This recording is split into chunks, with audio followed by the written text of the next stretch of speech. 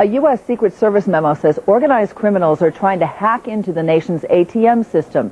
How serious is this risk, and what impact might it have on the banking industry and your bank account? Jim Goldman joins us from Palo Alto with the story. Hi, Jim.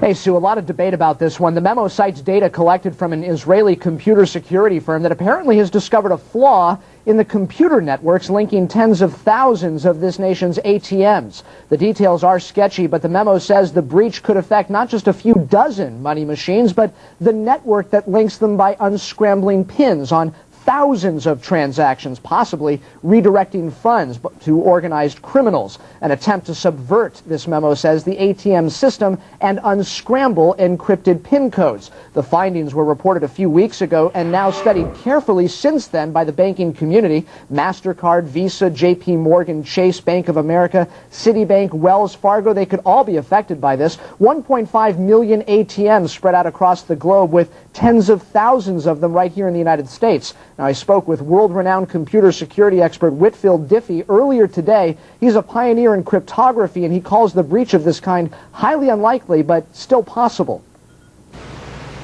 People are extending their networks around the world.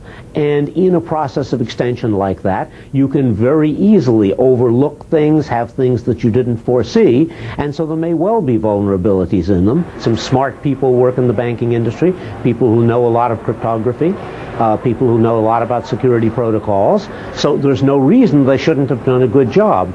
But, you know, there's no reason lots of people shouldn't have done a good job, and people mess up all the time. Now, Diffy's Sun Microsystems, one of the key players in back-end network security. Cisco Systems, IBM, Diebold is a big player in the ATMs themselves. Even Microsoft, since many of them are based on the Windows OS. All of these companies worth watching as this story develops. But this may also stir the pot when it comes to new forms of security, like biometrics.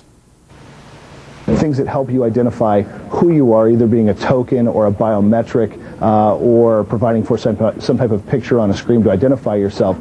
I think those companies would benefit, and those are companies such as EMC, VeriSign, Entrust, and companies of that nature right now.